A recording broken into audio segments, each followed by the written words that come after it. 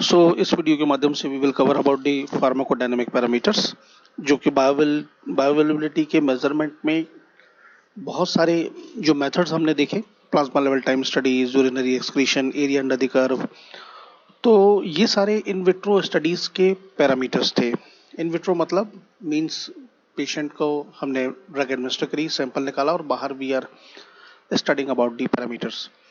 इसके बाद एक्चुअल में फार्माकोडायनामिक मतलब ये है कि हम कोई भी सैम्पलिंग नहीं करेंगे, पेशेंट की बॉडी से हम फार्माकोलॉजिक रिस्पॉन्स वो हम डायरेक्टली मेजर करेंगे। एग्जांपल के तौर पे जैसे ब्लड प्रेशर का अगर हमें फार्माकोडायनामिक पैरामीटर्स अगर हमें देखना है किसी ड्रग का, like for an example anti hypertensive agent है, तो पेशेंट को हमने दवा खिलाई, तो अगर हम फार्माकोकाइनेटिक पैरामीटर्स स्टडी कर रहे हैं तो हम पेशेंट को दवा खिलाने के बाद उसका सैंपल दैट इज प्लाज्मा या यूरिन कलेक्ट करेंगे और वो सारे पैरामीटर्स हम चेक करेंगे। उससे हम ये पता लगाएंगे कि बायोअवेलेबिलिटी का क्या स्टेटस है। वहीं पर फार्माकोडायनामिक का मतलब ये हो गया कि अब हमने दवा खिलाई, हम कोई सैंपलिंग नहीं करेंगे, हम डायरेक्टली स्फिग्नोमैनोमीटर से उस पेशेंट का ब्लड प्रेशर चेक करेंगे। तो वो उसकी बॉडी हमें एक्चुअल में बताएगी कि what is the status of bioavailability. मतलब हमारे एक्सपेक्टेड टाइम ड्यूरेशन के अंतर्गत अगर ब्लड प्रेशर नॉर्मलाइज हो गया तो हमारा जो मेडिकेशन है, एंटी हाइपरटेंसिव एजेंट है, उसने काम कर दिया। तो that is actually the pharmacodynamic, जो कि इस वीडियो में हम देखेंगे। So what I have exactly just said, वही चीज आपके सामने स्क्रीन के ऊपर। सबसे पहले जो कंडीशंस हैं, एक्यूट फार्माकोलॉजिक रिस्पांस मेथड। देखिए, एक्यूट का मतलब होता है छोटा, त्वरित। फार्माकोलॉजिक मतलब जो शरीर हमारा प्रतिक्रिया जाहिर कर रहा है दवा के प्रति। तो एक्यूट कंडीशन जैसे कि सर दर्द है या वॉमिटिंग हो रही है, जी मचलाना, चक्कर आना, इसमें हम जब दवा खिलाते हैं तो हमें बहुत त्वरित उपचार, हमें इमीडिएट फार्माकोलॉजिकल रिस्पांस चाहिए होता है। तो फार्माकोकाइनेटिक पैरामीटर्स में सैंपल को निकाल के उसको कागजों पर स्टडी की जाती है, लेकिन वहां पर पेशेंट की बॉडी क्या दिखा रही है, जो एक्चुअल चीज है, वो नहीं हो पाता। इसीलिए फार्माकोडायनामिक मेथड्स को इजाद किया गया है, बनाया गया है और इसे एक्सरसाइज भी किया जाता है। तो व्हाट एग्जैक्टली फार्माकोडायनामिक पैरामीटर्स हमें बायोअवेलेबिलिटी के बारे में बताते हैं। जैसे मैंने अभी ब्लड प्रेशर का एग्जांपल दिया, तो ठीक इसी तरीके से दूसरे जो इफेक्ट्स हैं बॉडी के, वो हमें देखने को मिलते हैं, जिससे हमें पता चलता है कि हाँ, दवा काम कर रही है, और जिससे हम ये अनुमान लगाते हैं कि हाँ, बायोअवेलेबिलिटी हो रही, अपनी जो मेजरमेंट है वो बायोअवेलेबिलिटी ऑप्टिमम हो रही है, वो काम कर रही है या नहीं। जैसे कि आंखों की पुतलियों का फैलना,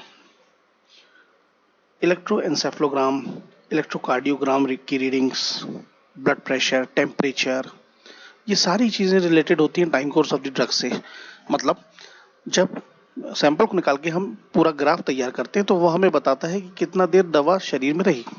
ठीक इसी तरह से पेशेंट के रिस्पांस को अगर हम देखें तो ये सारी जो पैरामीटर्स हैं हमें बताते हैं कि दवा ने कितना काम किया और कैसे काम किया। Number 2, bioavailability can be determined by construction of pharmacological effect, time curve and dose response.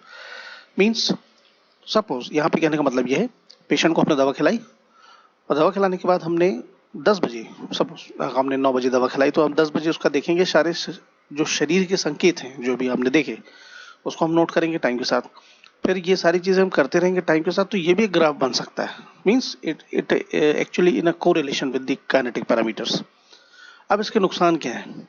It tends to be more variable मतलब कि कई बार बहुत से कारणों की वजह से, मतलब बहुत सारे स्थितियों की वजह से, मेडिकल कंडीशंस हैं या कुछ समस्याएं हैं, उनकी वजह से भी ये चीजें, जैसे पुतलियों का फैलना, तापमान का ऊपर नीचे होना, पल्स कम ज्यादा हो जाना, ब्लड प्रेशर कम ज्यादा हो जाना, ये हो सकता है शरीर में किसी और चीज की वजह से हो और हम सोच रहे हैं कि दवा की वजह से हो रहा है। तो ये चीज कोरिलेट नहीं हो पाती, थोड़ा सा ये वेरिएबल हो जाता है। नंबर 2 ये कि ऑब्जर्व्ड रिस्पॉन्स जो है एक्टिव मेटाबोलाइट की वजह से, वो डायरेक्टली प्रोपोर्शनल नहीं होता कॉन्सेंट्रेशन ऑफ पेरेंट ड्रग, क्योंकि एक्सिपिएंट्स भी होते हैं और जैसा कि मैंने कहा कि दूसरी कंडीशंस भी होते हैं, उसकी वजह से भी समस्याएं होती हैं। Next is the therapeutic response method. ये मेथड भी उसी तरह है कि हम पेशेंट का क्लिनिकल रिस्पांस देखते हैं डिजीज के प्रति। मतलब सपोज फॉर एग्जांपल किसी पेशेंट को इन्फ्लामेशन है और हमने एंटी इन्फ्लामेटरी ड्रग खिलाई, तो इन्फ्लामेशन कितने हद तक कम हो रहा है, that is actually the patient clinical response. लेकिन इसके भी अपने कुछ नुकसान हैं, जिसमें सबसे बड़ा है कि मेथड की जो पर्टिकुलर रिस्पॉन्स है उसको रिलेटिव बायोअवेलेबिलिटी के साथ कोरिलेट करना बहुत मुश्किल हो जाता है उन स्थितियों में जब मरीज एक से ज़्यादा दवाएं खा रहा हो। ये बहुत इम्पोर्टेंट है। जैसे कि मैं एक एग्जांपल देता हूँ ट्यूबरकुलोसिस का, या फिर आप एग्जांपल ले सकते हैं जब हमें fever, chills and sore throat, ये सारी चीज़ें एक साथ हो जाती हैं, तो उस समय पे हमें बहुत सारी दवाई खानी पड़ती है। हमें बुखार के लिए पैरासीटामोल खानी पड़ेगी, और सर्दी के लिए मोंटेलुकास्ट, लीवोसिट्राजीन खाने पड़ेगी।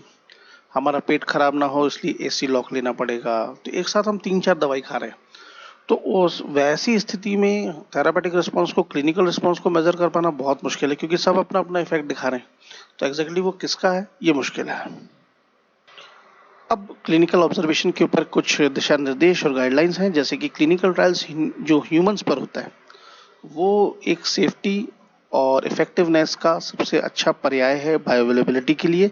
लेकिन फूड एंड ड्रग एडमिनिस्ट्रेशन इस अप्रोच को तभी करने की इजाज़त देता है जब दूसरे analytical method, in vitro method, उसके लिए संभव ना हो या कर पाना मुश्किल हो। दूसरी बात, कंपैरेटिव क्लिनिकल स्टडी भी यूज़ की गई है बायोइक्विवेलेंस के लिए, जिसका सबसे कॉमन एग्जांपल है कीटोकोनाजोल। और जैसा कि मैंने अभी बताया है कि कोरिलेशन ज़रूरी होता है, जो भी हम पेशेंट की रिस्पांस ले रहे हैं और हम बाहर स्टडी कर रहे हैं, तो बाहर की स्टडी में डिसोल्यूशन एक बहुत इंपॉर्टेंट पैरामीटर है। क्योंकि पेशेंट को दवा खिलाने के बाद हम जिस तरीके से उसकी बॉडी से सैंपल कलेक्ट करते हैं, प्लाज्मा या यूरिन, ठीक उसी तरह से इन विट्रो के पैटर्न में हमारे पास सिर्फ डिसोल्यूशन एक विकल्प होता है।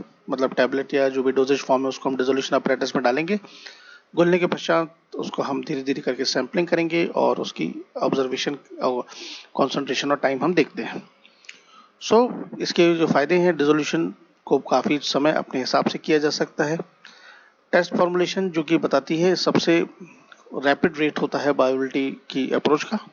और FDA ऑल्सो यूज़ करता है अनदर इन विट्रो अप्रोचेस बायोइक्विवेलेंस के लिए।